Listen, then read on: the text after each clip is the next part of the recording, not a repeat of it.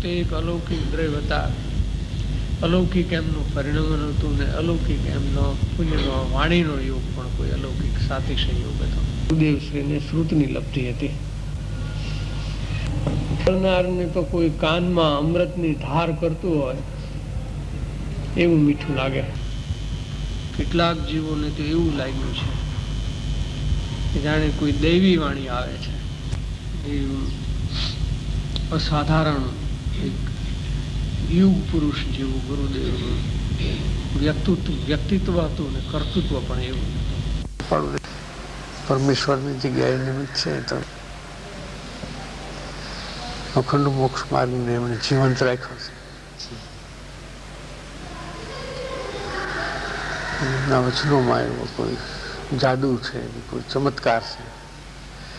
જઈને અજય કોઈ બી ખૂણે ખાંચરે કોઈ પાત્ર જીવ હશે, યોગ્ય હશે, જીવનનું હિત થઈ જાય એવું અંદર તત્વ પીડ્યું છે. એમાં કાંઈ બે મત નથી. મોક્ષ માર્ગ સુધી પહોંચવા માટેનું જે તત્વ એમણે આપ્યું છે એમનો પરમ ઉપકાર છે.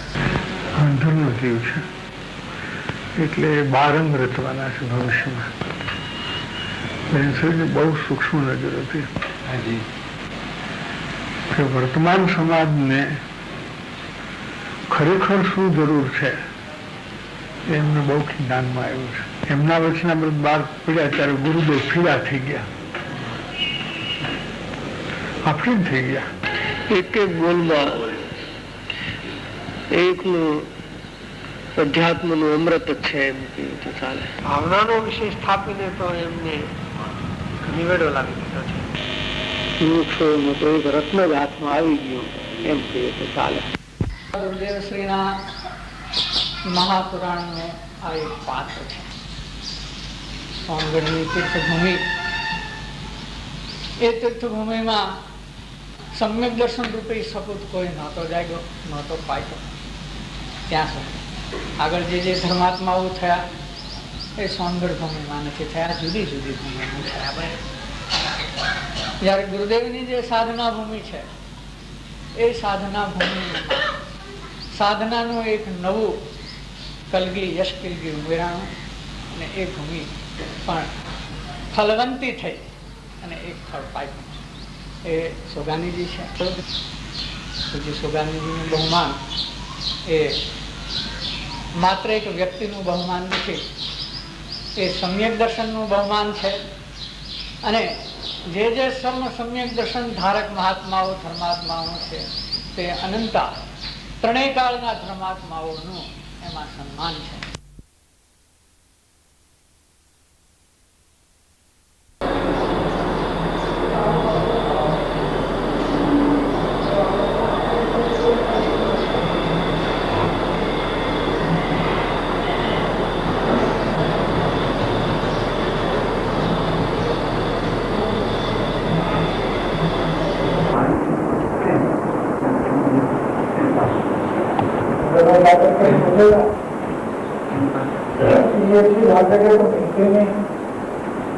जो मुक्त होते हैं वही मुक्त होने के इतना बता सकते हैं, मुक्त तो बता नहीं सकते. तो कोई का जिसको गरज है, जिसको संसार का उससे मुक्त होने की गरज है वो तो सोचेगा.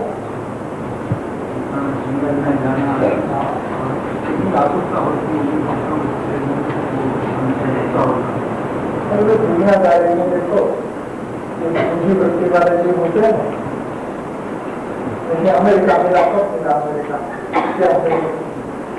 कोई आदमी समुद्र में अपना घोड़ी लेकर के जाता जाता उस टापू पर पहुंच गया, वहां से अमेरिका में पहुंच गया. तो इसका मतलब क्या है? जिसको खोज है तो न समुद्र देखता है न जंगल देखता है. जंगल में तो डूबने का अवकाश नहीं है, समुद्र में तो डूब जाता है क्योंकि समुद्र का सफर करता है नहीं करता है. इसको बताइए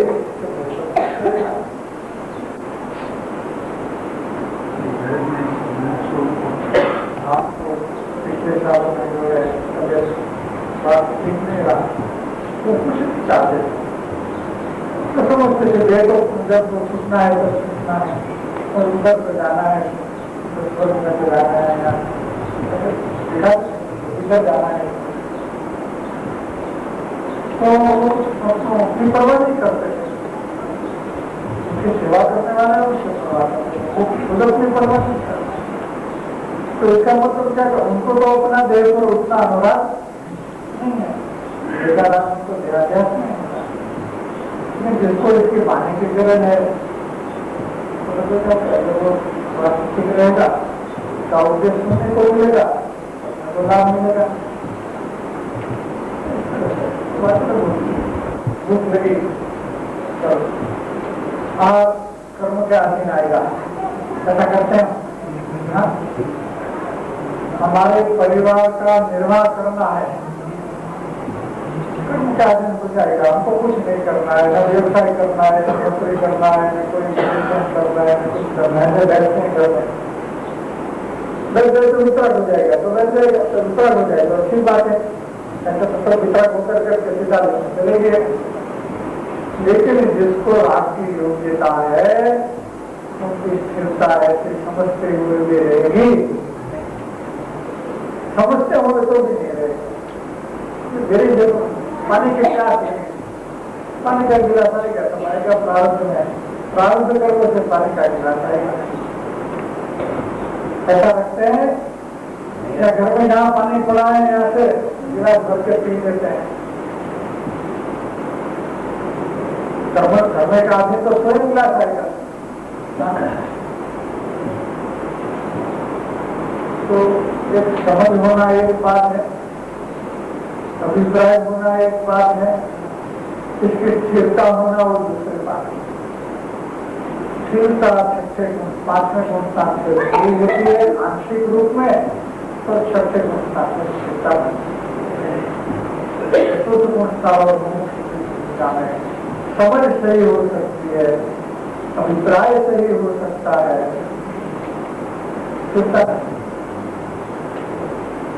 स्थिरता नहीं बन पाती। उसको थोड़ा रोग हो, उनको रोग हो थोड़ा इतना जवान आता है, को रोग हो तो अन्याय हो गया, अपने लिए दूसरी बात बात हो गया।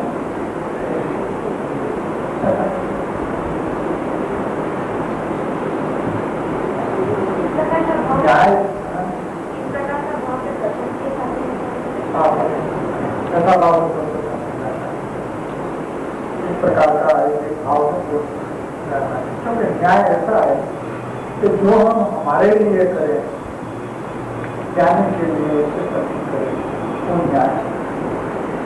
अगर हम हमारे लिए नहीं करते तो हम किसी के लिए ऐसे मुझे राज तो अपने कमंडल में से पानी नहीं पीते, प्रसाद लगे और कमंडल में शौच के लिए निर्दोष पानी रखा हो, कैसा निर्दोष पानी है, सफेद पानी नहीं रखा तो भी पिएंगे नहीं तो पिलाएंगे नहीं। किसी प्रसाद को पानी नहीं पिलाए, आराम करके नहीं, क्योंकि अपने लिए नहीं, उतना ही नहीं तो पिलाने के लिए दूसरे को बोलेंगे भी नहीं। क्यों? तो दूसरा अगर हमको पानी ला कर देता है तो वो नहीं पीता है, उन्हीं जो है तो उद्देश्य आहार पानी नहीं, प्राण चले जाए तो पानी का एक बिंदु नहीं है, तो आहार से वक्त पानी दे गया पानी कोई रोग आ जाए और पानी के इसमें गुस्सा लग जाए और प्राण चले जाए तो चले जाए, तो पानी पिएंगे नहीं, दूसरे से पीने की व्यवस्था और कोई व्यवस्था की तो स्वीकार करें।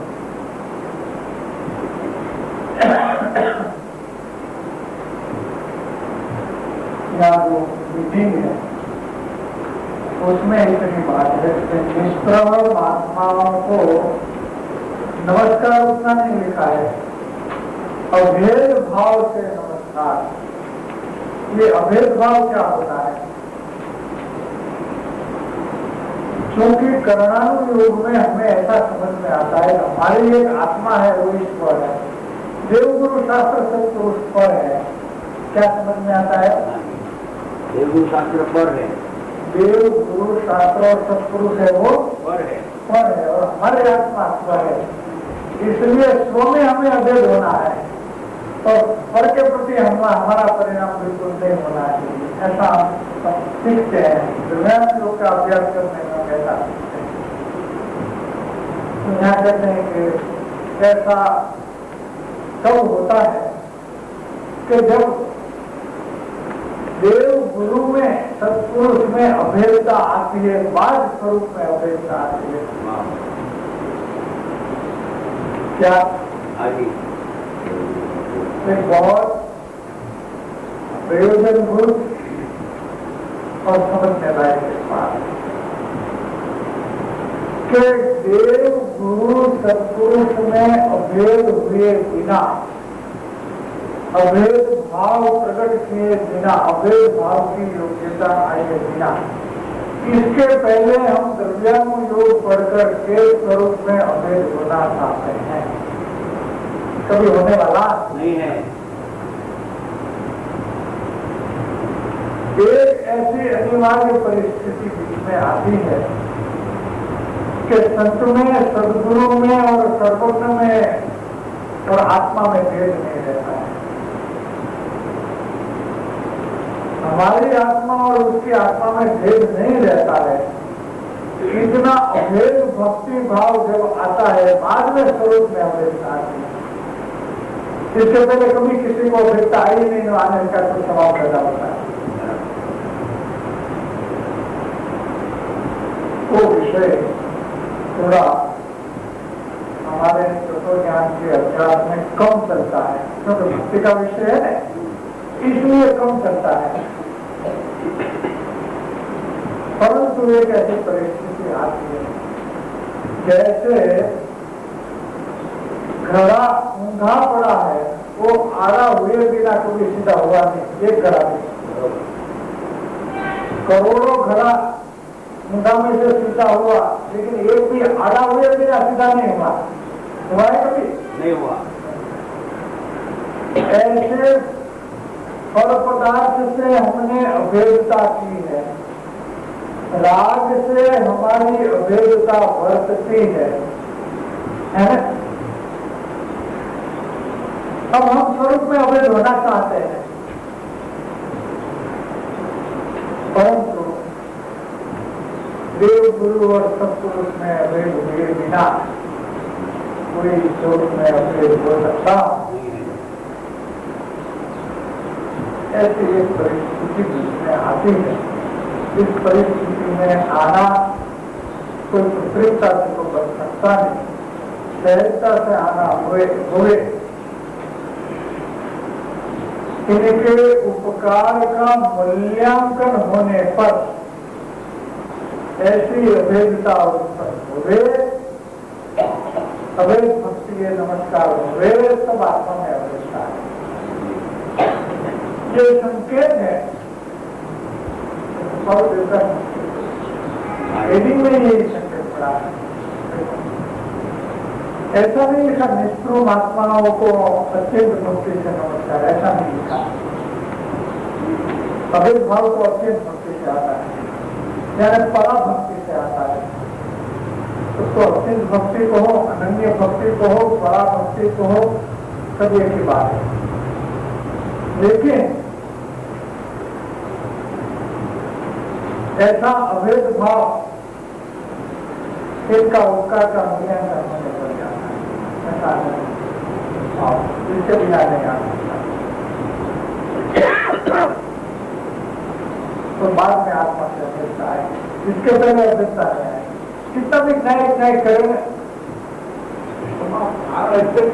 સમજ નથી પડતી કે એ લોકોની આવશ્યકતા શું છે.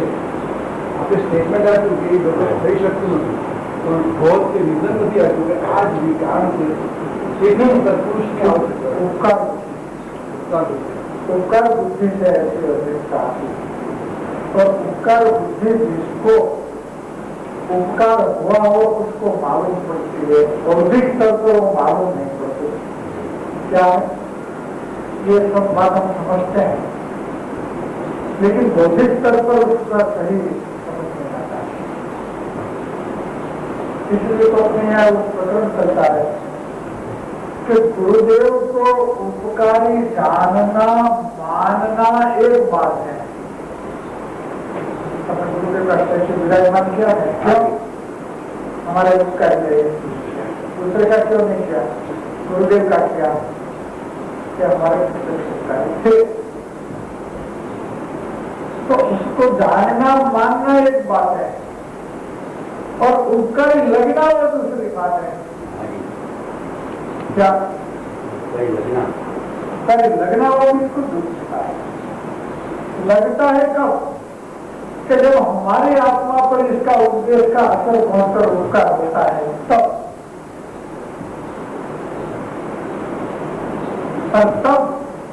वो प्राण से अधिक हो जाते हैं। कैसे हो जाते हैं? प्राण से भी अधिक। बस प्राण से अधिक हो गया तो फिर प्राण से अधिक तो एक आत्मा है। तो आत्मा और महात्मा कोई अंतर नहीं है, एक के भाव हो गया। एक के भाव हो गया। एक के भाव को परामर्श को अभेद भक्ति को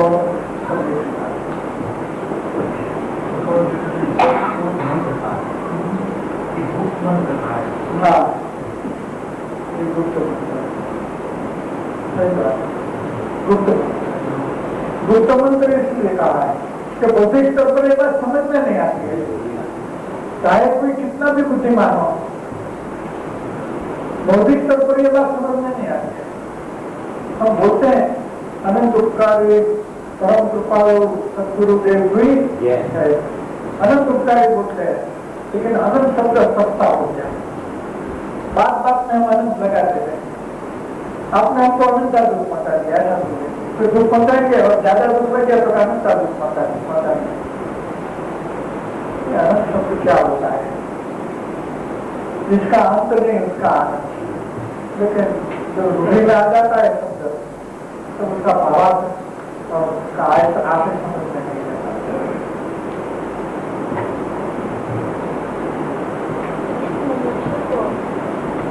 ज्ञानी से उपकार उसको उसके प्रति ज्यादा बहुमान आएगा, अन्य ज्ञानी से एक लेवल ज्यादा है। जिसका प्रत्यक्ष उसका अनुभव हो उसका ज्यादा आ गया, ऐसा बता है। सोनगढ़ में कुंद आचार्य का नाम ज्यादा है। कहीं भी देखो हमारे संस्थाओं में भी कुंद कहाँ लगेगा, तो आचार्य तो बहुत हुए हैं, समझ भद्राचार्य हुए, ऐसे ऐसे बड़े बड़े बहुत आचार्य हुए, समस्त आचार्य हुए, आचार्य हुए। गौतम गंधर्व से गौतम स्वामी जी हमारे आचार्य है, सर्वोत्कृष्ट आचार्य। तो गौतम स्वामी हुए आचार्य शिरोमणि, तो गंधर्व होते हैं वो आचार्य शिरोमणि। हम खुद का नाम क्यों देते हैं? मंगलम भगवान मिलो वो तो सब मंगलम गौतम उसके पहले तो दूसरा मंगलम कुंद आयो, तो वो तो बाद में आया, फिर भी हम इसका प्रयोग ज्यादा क्यों करते हैं?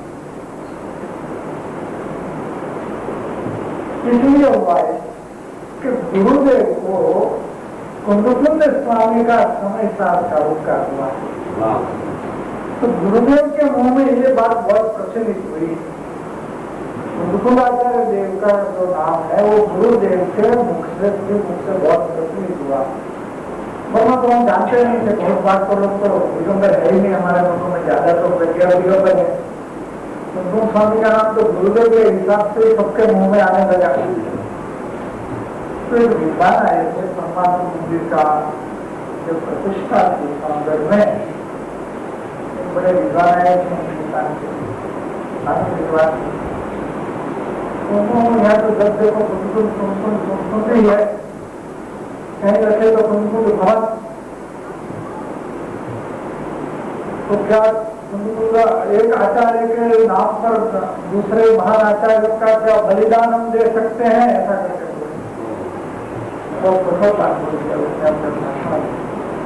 दूसरे को भेजना होगी। अरे अरे अरे तो क्या बोलता है? सभी आचार्य महान है, लेकिन कुंजकुल आचार्य का हमें उसका अनुभव है, इसलिए हमारे मन में इसका नाम ज्यादा आता है। बाकी कोई आचार्य का अनादर हम थोड़ी ना करते, कोई आचार्य का अनादर तो करते नहीं, लेकिन उनको ऐसा लगा कि इसका नाम ज्यादा लेने में दूसरे का अनादर है।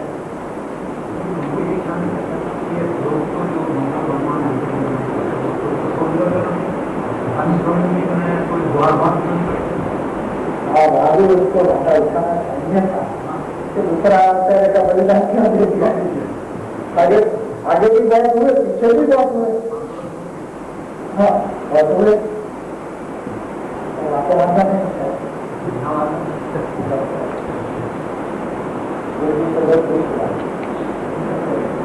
हमारे लिए तो सभी आचार्य पूछे है, किसी भी और पूछेता और अनादर हमारे सपने में भी नहीं हो सकती है, लेकिन कुछ आचार्य का उसका हुआ है।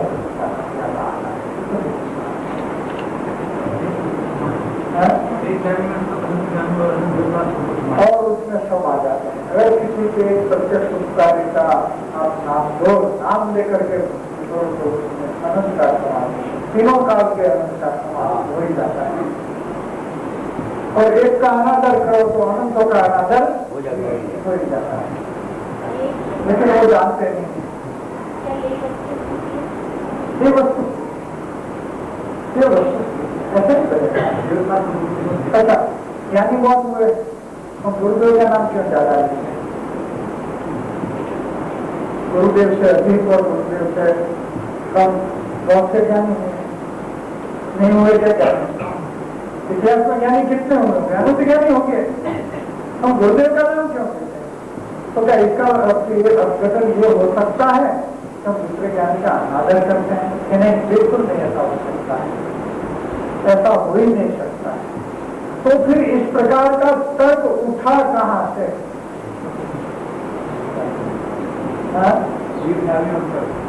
ईर्षा करने वाला, ईर्षा मात्सर्य से अनादि की जीव की एक प्रकृतिगत दुष्ट वृत्ति है। आप किसी एक को ज्यादा सम्मान करोगे तो दूसरे को इसकी ईर्षाएं दिलाएंगे। अब कहीं भी करो ना, इसके भी करो ना, ये बात ईर्षा जिसको है उसको खड़ी होने वाली सही बात है। ये मात्सर्य में से पैदा होता है, ऐसा मात्सर्य होता है। इसको ज्यादा क्यों करते हैं, इनको आगे क्यों करते हैं, इनको मुख्यता क्यों, इनकी विशेषता क्यों? इनमें सब आगे, इनके उत्तर है तो यही बात है, इसमें सब आगे। नाम लेकर भक्ति करने में कोई दूषण नहीं है।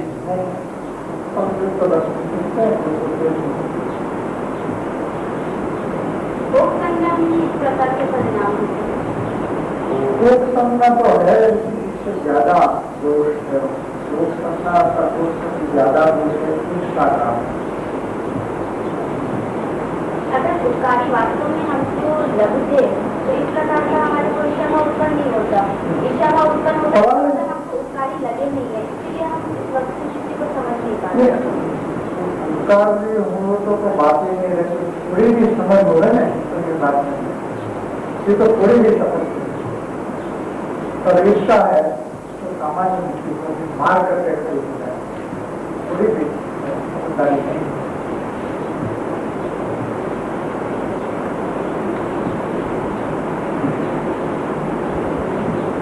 एक अंश शाखा से लेकर के पूर्ण कामता पर 213 नंबर का पत्र है।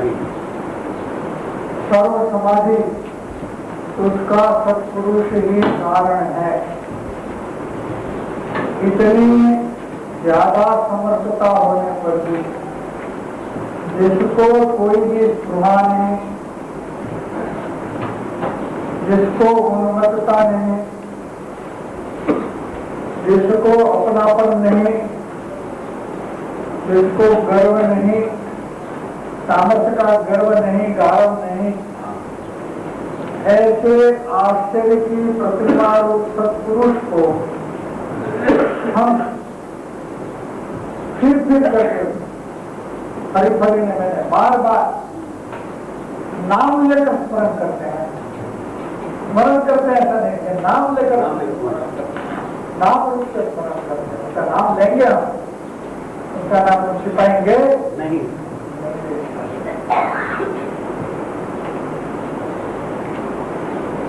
तो वो एक जगह की बात आई, नाम लेने की बात आई, नाम लेकर स्मरण करते हैं। नाम लेकर स्मरण करता कोई दूसरे को नुकसान होता हो जो नुकसान तो भगवान की विवेचन श्री तब भी हुआ, क्या करें? गड्ढा मिश्री खाएगा तो मर जाएगा। मिल जाएगा। कौन?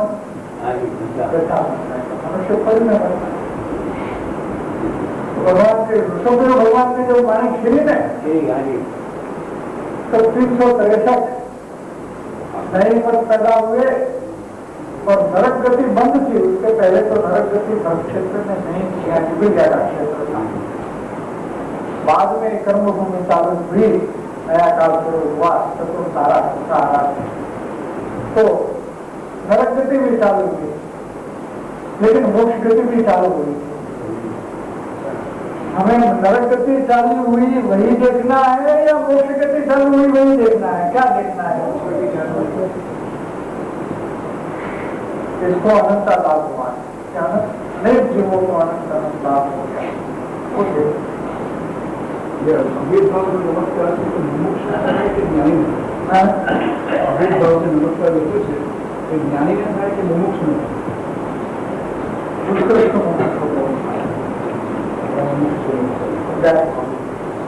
ज्ञानी को तो मान लेते 24 और जो उत्कृष्ट मुमुक्षु है उसको ऐसा भाव आया तो ज्ञानी बनने के लायक ज्ञानी हो जाएगा। ज्ञानी के प्रति बहुत विश्वास होती है और वो भगवान आया हो तो ज्ञानी अगर स्वयं अगर अपना नाम लेना ना लेते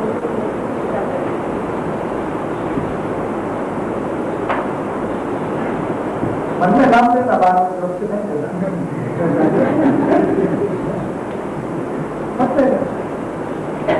परिणाम को तो कोई मना नहीं कर सकता, प्रवृत्ति में मना कर सकता, तो प्रवृत्ति में सीमित कर सकते हैं हमारे प्रवृत्ति को।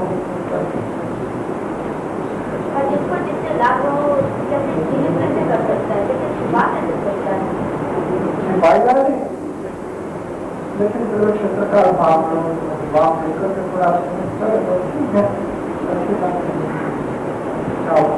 अपने का क्या तो कोई ज्यादा नहीं होगी, ज्यादा नहीं होगी तो अपना परिणाम नहीं प्रकार को आप लेकर सकते जो भी बात को रखेगा वो तो उसका नाम लेकर के रखेगा, क्योंकि उसके बाद अपना कुछ तो है नहीं।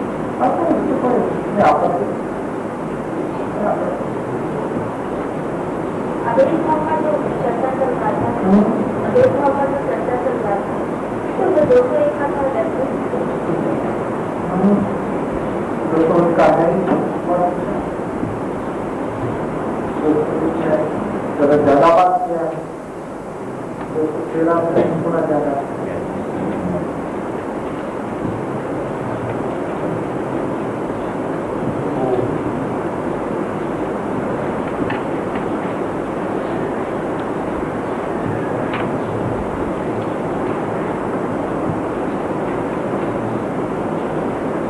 बात किया है, परम धर्म की बात किया है।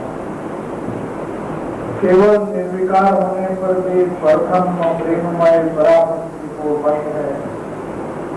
यह हृदय में जिसने अनुभव किया है ऐसे ज्ञानियों की गुप्त शिक्षा है, ऐसी पराभक्ति करना वो गुप्त शिक्षा है, खुली शिक्षा नहीं है, लेकिन गुप्त शिक्षा।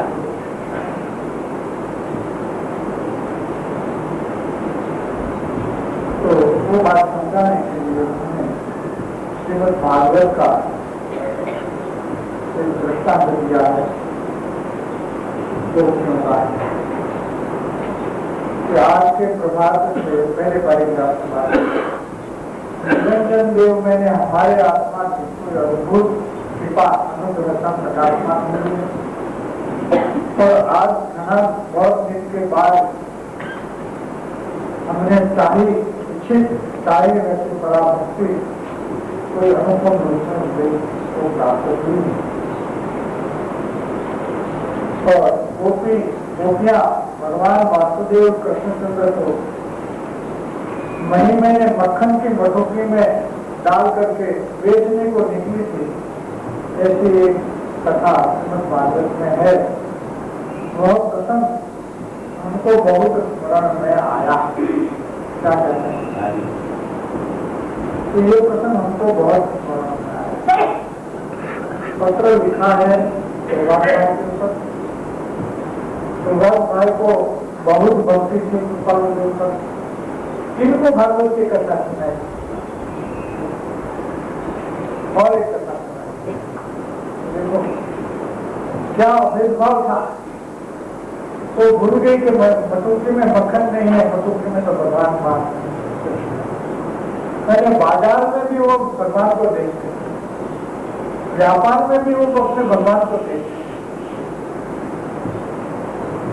ऐसी अभेद दशा आती है कि बस नजर में दूसरी चीज आवे ही नहीं,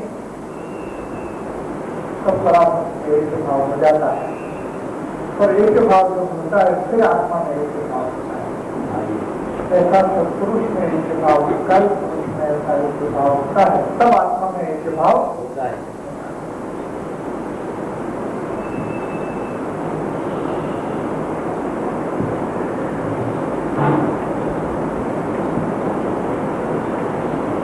ये तो बात है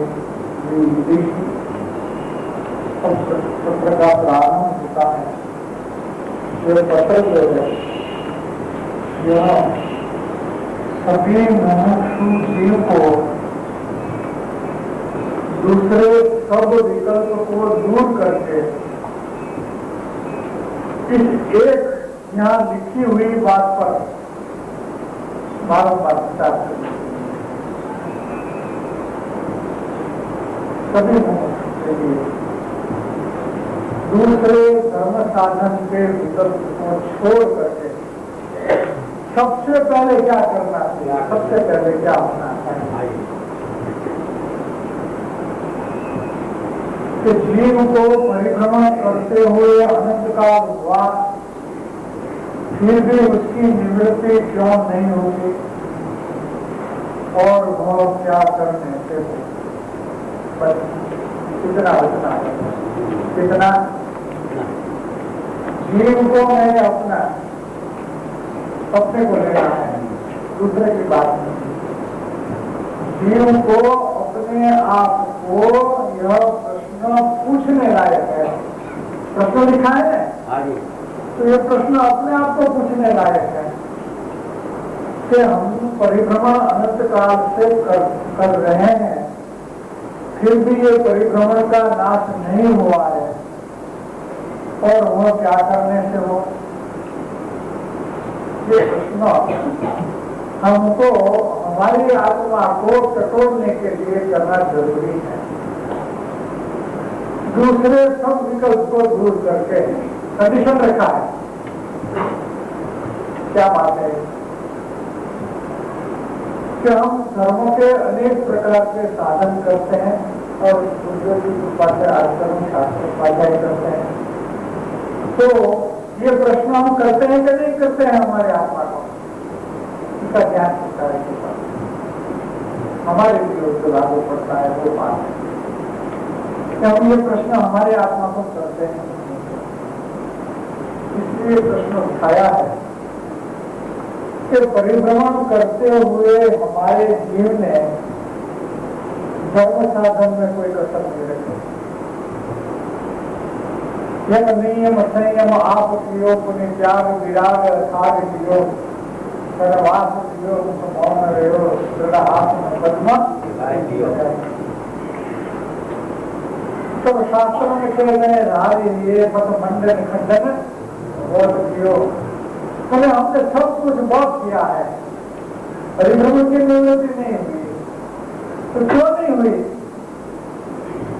ये प्रश्न इसलिए उठाना जरूरी है कि कहीं ऐसा अनंत काल में अनंत धर्म साधन किया, वह साधन बार अनंत कियो फिर ऐसा तो नहीं हो रहा है, रिपीटेशन तो नहीं चलता है। अनंत काल में अनंत धर्म साधन किए, कुछ हाथ में नहीं आया, परिभ्रमण मिटा नहीं, तो अब हम कर रहे हैं, उसमें वो बात तो रिपीट नहीं हो रही है, इसका पुनरावृत्ति तो नहीं हो रही है। ये बात तो हमारे आत्मा को सुनना जरूरी है, क्योंकि ऐसे पूछेंगे तो उसमें अनेक अर्थ समाये हुए हैं, उसमें इतना अर्थ भरा है, इतना अर्थ भरा है कि बहुत बात उसमें एक ही प्रश्न में भरी है। और उनका विचार हमें करना जरूरी है। फिर क्या रह गया? मुझे वही बात मुझसे समझते करते थे, तो कहते थे कि हमने द्रविणी अनंत बार धारण किया, 6 धारा की गाथा बोलते थे, मुनि रूप धार अनंत वेद गरीब को उपजायो, आत्मज्ञान बिना देश सुख नहीं पायो। तो मुनि रूप धार का दृष्टांत इसलिए 6 धारा में लिया और मुझे भी वो समर्थ दृष्टांत है। आज हम मुझसे उतना साधन नहीं करते हैं, इतना द्रविणी ने साधन किया, उतना साधन तो हम नहीं कर रहे हैं। तो वहां कौन सी बात की कमी रह गई, ये बात हमारे प्रयोजन की है। ये प्रयोजन की बात पर हमारा ध्यान नहीं रहा तो अनंत काल में जो हुआ है उसका एक पुनरावर्तन हो जाएगा और परिभ्रमण चालू रहेगा। कितने अनंत काल रहेगा और कितने अनंत काल में कितना दूर हो जाए उसका कोई सीमा नहीं है, उसका कोई हिसाब किताब निकालना।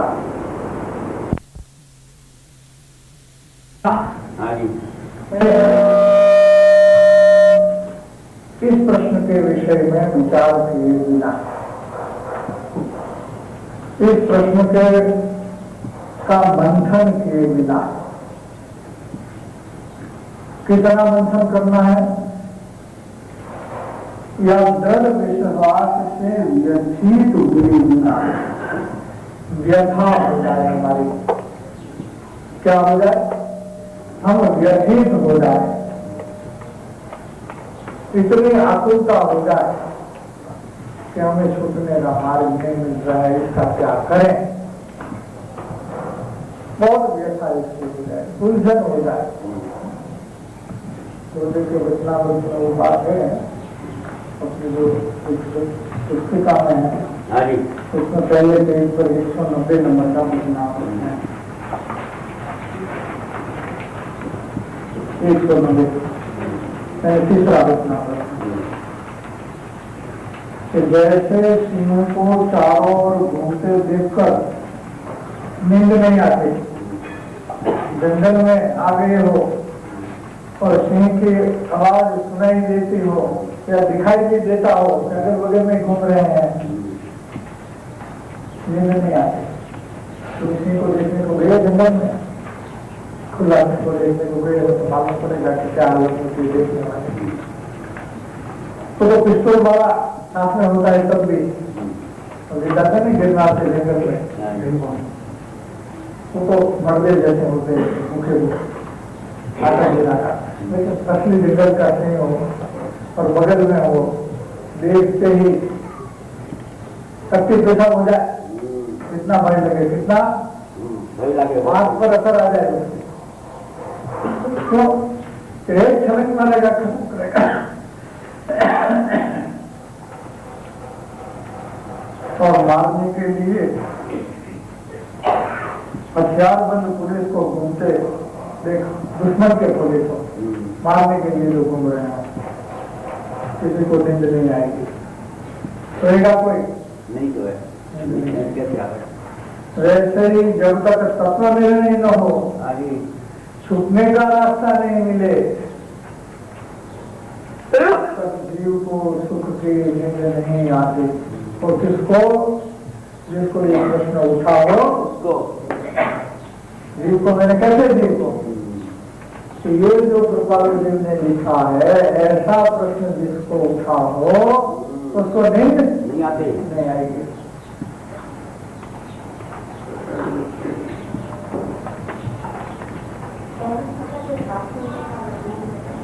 सात नंबर का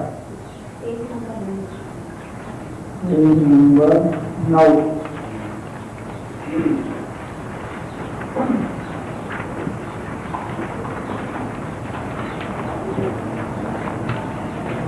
अनादिकाल से अज्ञानी जीव संसार में भटकते भटकते सुख की लालसा में विषयों के पीछे दौड़ते दौड़ते अनंत दुख होता रहा है।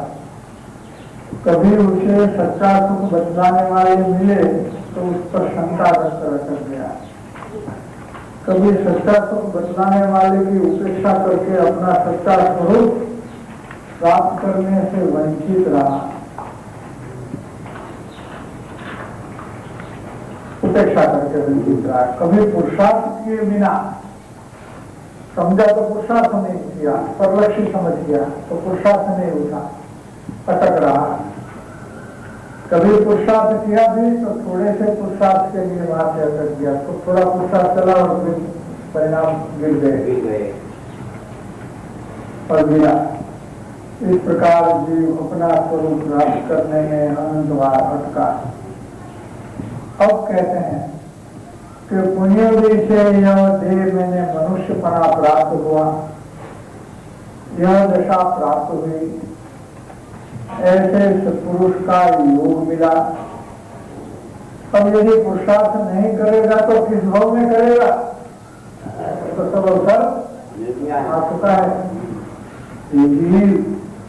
पुरुषार्थ कर, ये जीव पुरुषार्थ कर ऐसा योग एवं सच्चा आत्मस्वरूप बदलाने वाले सत्पुरुष बार बार नहीं मिले। ऐसा योग एवं सच्चा आत्मस्वरूप बदलाने वाले सत्पुरुष अनंत काल में कभी मिलता है, कभी इसका योग होता है। तो ये मौका बार बार नहीं मिलेगा, ये कहने का अभिप्राय है। तो इसका तुम लाभ उठा लो, वरना आयु कब किसी का पूरा होगा, क्षण मात्र में खो जाएगा और मनुष्य विभव जैसा मनुष्य को है तो जैसे पूरा हो जाएगा। तब कौन जाने अनंत काल में कब मिलेगा।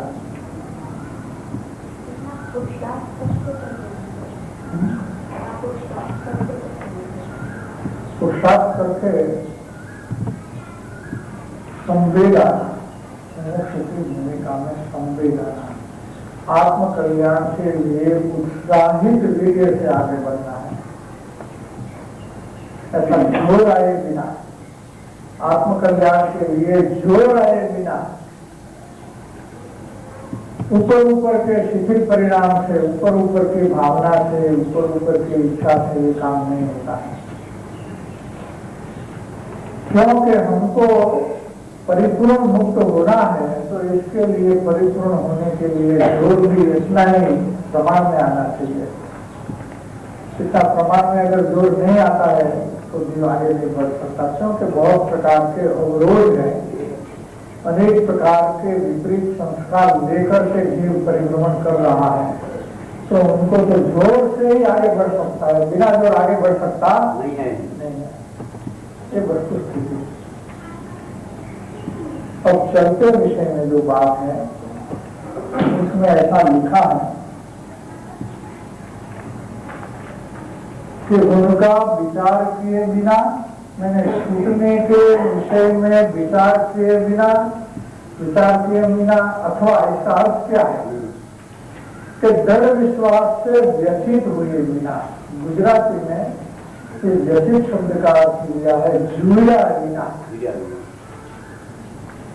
जैसे किसी प्रिय व्यक्ति के वियोग में कोई इतना दुखी होता हो कि दुखी होते होते मर जाए, क्या मर जाए, जिंदा नहीं रह सके, दुख है वो दुख मिटे ही नहीं। बहु बार क्या होता है कि घर में कोई प्रिय व्यक्ति मर जाता है तो कुछ काल तक दुख लगता है, खास करके पति मर जाता है तो पत्नी को दुख ज्यादा होता है। और उसमें भी क्या होता है, लड़का बड़ा हो जाता है और उसके शादी का प्रसंग आता है तो फिर ये जो गीत गाने लग जाते हैं वो भी गीत गाने लग जाते हैं। और काल से सब बात साधारण हो जाती है। दुख न अवसर जाना, क्या बोलते हैं अपने कहावत में, दुख नो औषध, दुख का औषध दिन गए, दुख कम हो गया। लेकिन ऐसा भी होता है कि कभी किसी को दुख मिटे ही नहीं, इतना दुख लगे, उतना दुख लगा हो कि झूर के मर जाए। ऐसी दशा अपने आत्मा का वियोग में होनी चाहिए, ऐसा कहने का अभिप्राय। क्या कि हमारा परमात्मा अंदर में विराजमान है, परमेश्वर, और इसका हमें वियोग हो रहा है और इसकी हमको विरह वेदना नहीं है, ये क्या बात है, इसकी जुड़ना आनी चाहिए। जैसे प्रार्थना ये बात है कि ऐसे जुड़े बिना मार्ग का तो पता नहीं लगता, मार्ग के अंश का अल्प भान नहीं होता, छूटने का इलाज तो नहीं मिलता, उपाय तो नहीं मिलेगा, लेकिन उपाय के एक अंश का भी भान नहीं होगा। पहले जुड़ना में आओ। बरोबर। तो मुमुक्षु जीव के लिए ये बात अपने परिणामों के साथ मिलान करने जैसी है कि हमको कभी जुड़ना आई कि नहीं आई।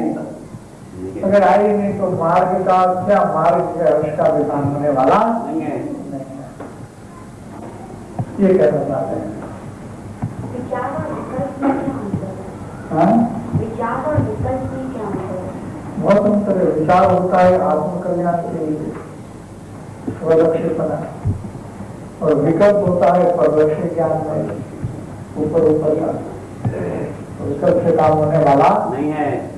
हम कैसे नक्की करें हमारे परिणाम से हम विकल्प भी कर रहे हैं कि विचार नहीं कर रहे?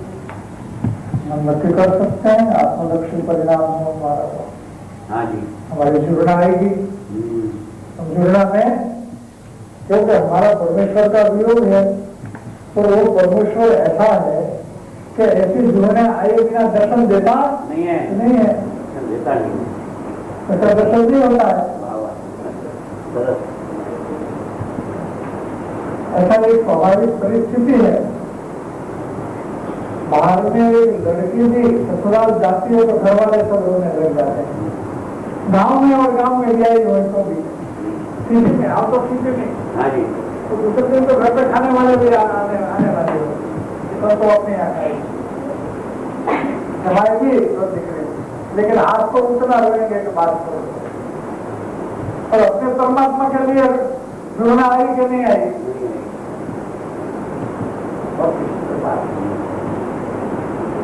तो ऐसा हुए बिना भाग के हर्षता अल्पमान में नहीं होता। दूसरे सब विकल्प दूर करके,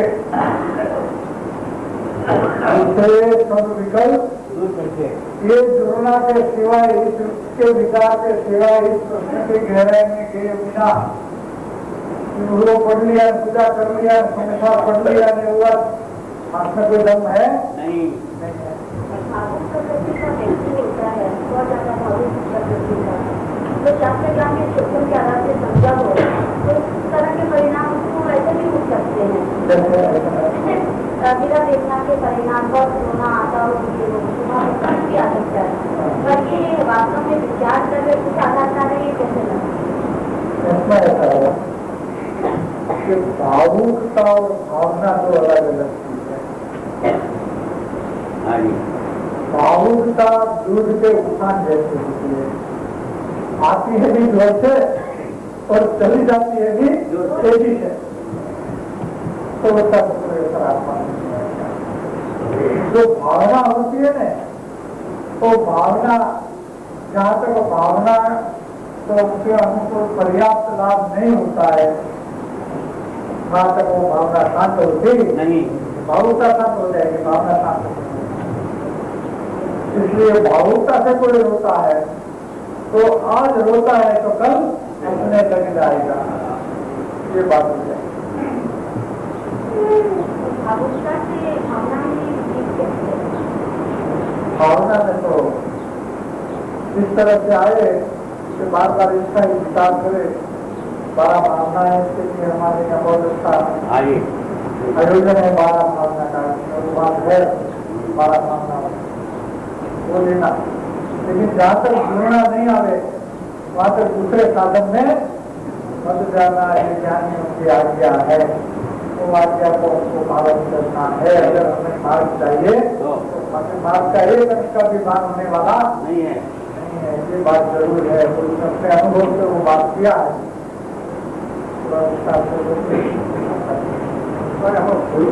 वाक्य में अनेक समय हुए हैं, अनेक और तो जिला पत्र का अमल कर आपको बात को अनु कर देंगे, उसको विचारों में जो है वो करना वही कहने का अभिप्राय है, अनेक कहानी कहने का है। इसका अर्थ वो है कि इसके गहराई में जाता है तो बहुत से अंदर सोच सकती है, बहुत से पहलू सामने आते हैं, बहुत से हमारे जो विपरीत संस्कार है वो सामने आते हैं, बहुत से अवरोध है उसका मालूम पड़ता है, बहुत सी बातें मालूम पड़ती है। वो बीच में जाकर के उसका निकालना है, ऐसा समाधान करके।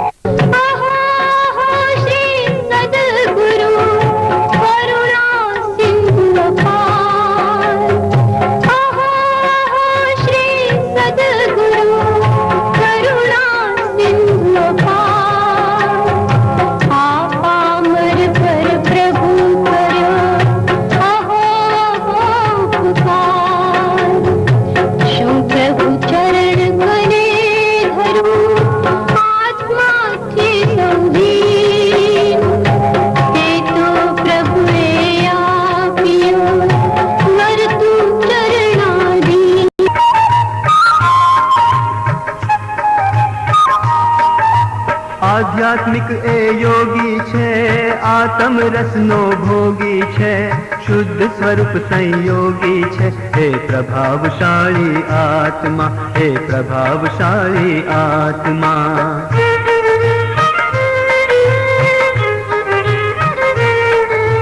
पूरव भवमा पामेलो ते पण साथे लावेलो, तत्व ज्ञान में रस घेलो, हे प्रभावशाली आत्मा, हे प्रभावशाली आत्मा।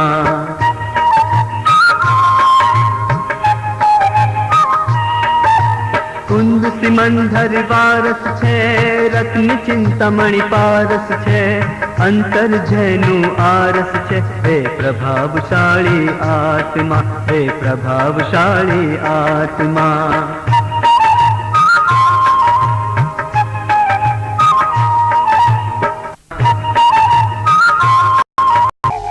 देव छता जेनी दशा भरते देहाती, ज्ञानी ना चर